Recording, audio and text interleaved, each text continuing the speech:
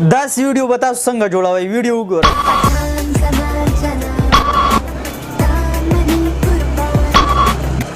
बिल्कुल همداسې ویډیو دی ویډیو کې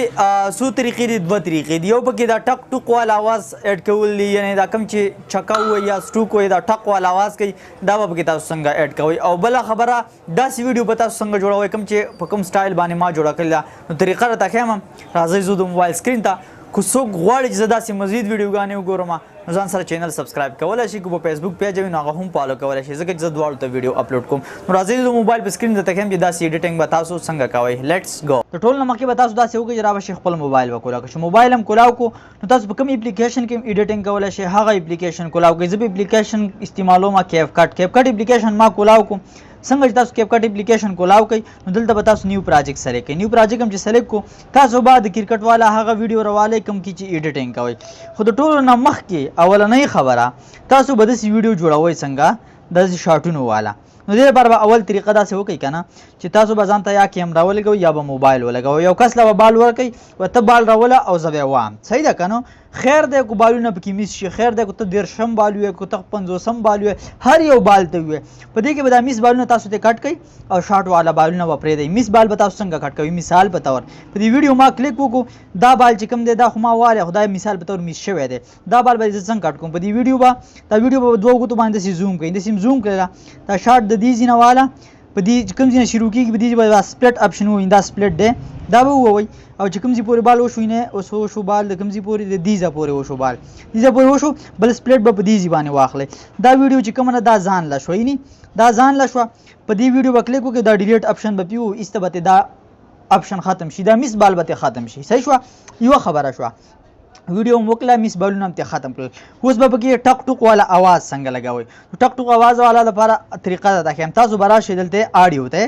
آډیو ته به راشئ اول خو زه په دې باندې आवाज بند کړم آډیو ته به راشئ او په آډیو کې به دا اپشن ووایي تاسو به سبا دلته یو آډیو پام کې یو ټک ټوک والا आवाज پروت دی د دې ډاونلوډ طریقه ته ښیم ښه دا به تاسو څنګه ډاونلوډ کوئ دا مثال په طور وستلی دی دا ټک आवाज دا دی په دې ځای کې دی په دې ځای کې ټک आवाज دی صحیح ده دا ټک आवाज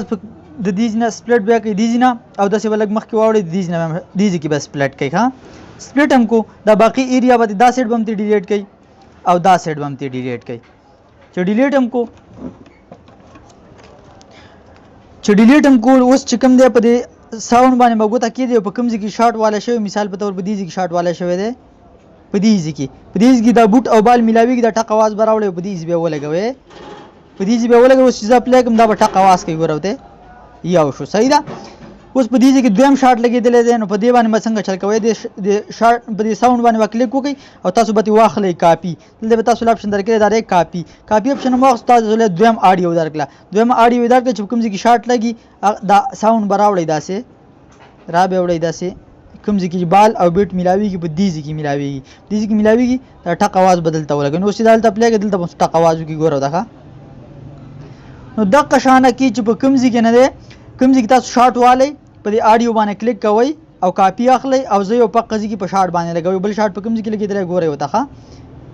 په دې ځای لګېدلی که نه دا آډیو به داسې راولئ ځان سې په ګوته به پې کېدئ او داسې به راولئ دې ځای کې لګېدلی ګورئ ورته ښه دې ځای کې اوس به بل ټک وکړي ودرېدو په دغه طریقه باندې به تاسو خپله ویډیو جوړه کوي اوس د طریقه ښیم چې دا ټک والا आवाज ویډیو به تیاره شي او ویډیو به سیو کوي صحیح ده په د دې نه سیو کوي اوس د طریقه ښیم چې تاسو به داسې ساوند څنګه ډاونلوډ کوئ صحیح ده اسانه طریقه را به شئ په خپل موبایل کې او یوټیوب به کولاو کړئ یوټیوب هم کولاو کو تاسو به سرچ کوئ دا دی اوس هم ما سره به ولاړ دی سرچ به کوئ دا دی کرکټ 6 ساوند دا هم چې سرچ کو که نه تاسو ته به بلاش آډیو راشي بلاش به تراشي دنه به ویډیو ډاونلوډ کړئ او حق شان د کومه طریقه مې چې ته وښودله په هغه طریقه باندې به ځان لا ولګوئ امید ده پوه شوي وئ ویډیو لایک کړئ چا اوسه پورې چینل نه سبسکرایب کړی نو سبسکرایب کړئ د داسې مزید ویډیوګانو لپاره الله حافظ